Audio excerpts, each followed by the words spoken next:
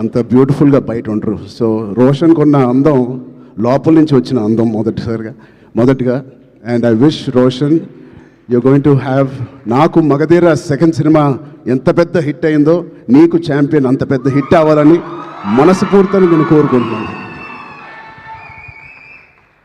ఇప్పుడే చెప్తున్నాడు అన్న, నాకు 3.5 years పట్టింది, బహుశా 1.5 year నుంచి షూటింగ్ అని.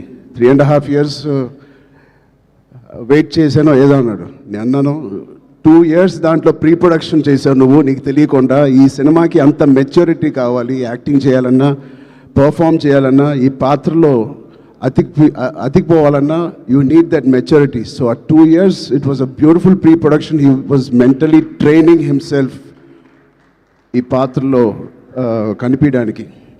సో మేము కూడా కొన్ని సినిమాలు మీకు కూడా తెలుసు 3 సంవత్సరాలు 4 సంవత్సరాలు 5 సంవత్సరాలు ఉన్నాం. But end of the day ఎన్ని రోజులు తీసేవని కాదు. I think the film is looking so promising.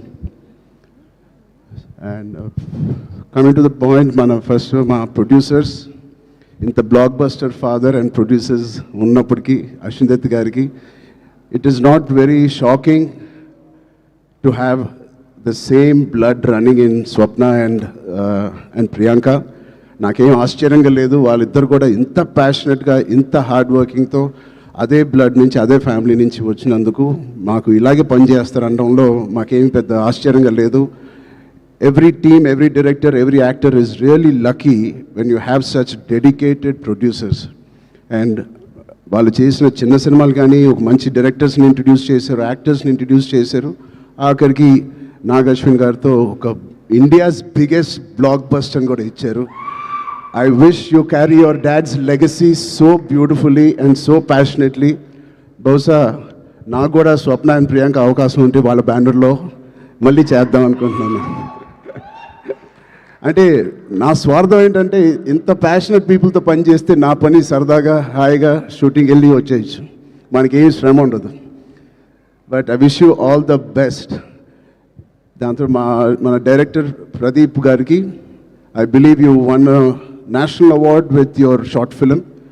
Your visuals, your rustic beautiful visuals of 1938 or ఆ ఎరాలో తీసింది.